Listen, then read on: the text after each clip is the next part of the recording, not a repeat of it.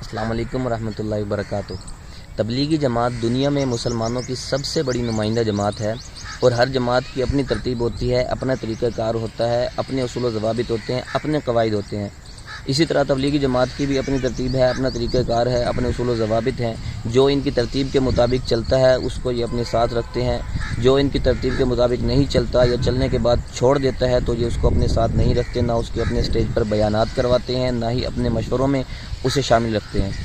پاکستان میں بہت بڑے بڑے علماء کرام ہیں جو شروع سے تبلیغی جماعت کے طریقہ کار پر، ان کی ترتیب پر نہیں چلتے، جیسے مفتی تقی عثمانی صاحب ہیں، مولانا فضل الرحمان صاحب ہیں، قاری حنیف جلندری صاحب ہیں، پیر ذوالفقار نقشبندی صاحب ہیں۔ یہ لوگ شروع سے ہی تبلیغی جماعت کے طریقہ کار پر نہیں چلتے تو تبلیغی جماعت والے ان کے اپنے اسٹیج پر بیانات نہیں کرواتے۔ اس کا مطلب ہرگز یہ نہیں کہ تبلیغی جماعت والوں کی نظر میں ان کی کوئی وقت نہیں، ان کی کوئی اہمیت نہیں، ان کی وہ عزت و احترام نہیں کرتے، ایسی بات نہیں ہے۔ تبلیغی جماعت والے ان کی عزت بھی کرتے ہیں، احترام بھی کرتے ہیں، ان کو علماء کرام بھی مانتے ہیں اور جید علماء کرام بھی مانتے ہیں، لیکن چونکہ یہ ان کی ترتیب کے مطابق نہیں چلتے تو اس لیے ان کے اسٹیج پر ان کے بیانات نہیں ہوتے۔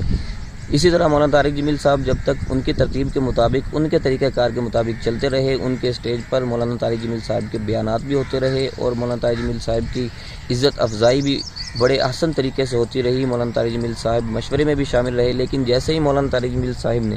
ان کی ترتیب کو چھوڑ دیا، ان کے طریقہ کار کو چھوڑ دیا تو انہوں نے بھی مولانا طارق جمیل صاحب کو چھوڑ دیا۔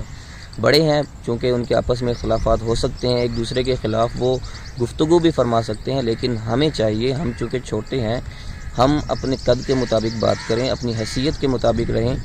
ایسے فضول میں ان چیزوں پر تبصرہ نہ کریں۔ مولانا طارق جمیل صاحب وہ شخصیت ہیں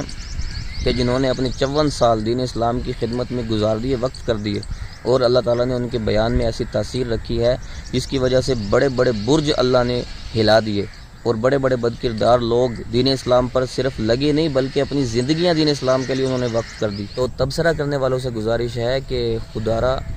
بہت سارے موضوعات ہیں جن پر آپ تبصرہ کر کے اپنے ویوز کما سکتے ہیں، اپنی ریچ بڑھا سکتے ہیں، اپنی فالوئنگ بڑھا سکتے ہیں۔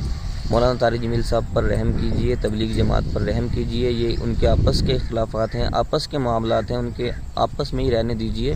کیوں آپ تبلیغی جماعت کی اندر کی باتوں کو پبلک میں لاتے ہیں، لوگوں کے سامنے سوشل میڈیا پر بیان کرتے ہیں؟ کچھ ویوز کے لیے، چند ویوز کے لیے، چند فالورز کے لیے آپ لوگ اپنی تھوڑی سی ریچ بڑھانے کے لیے تبلیغی جماعت کو لوگوں کے سامنے اپنے تجزیے کا، اپنے تبصرے کا شکار کرتے ہیں اور بدنام کرنے کی کوشش کرتے ہیں۔ خدارا رحم کیجئے، اپنا بہت سارا خیال رکھیے گا۔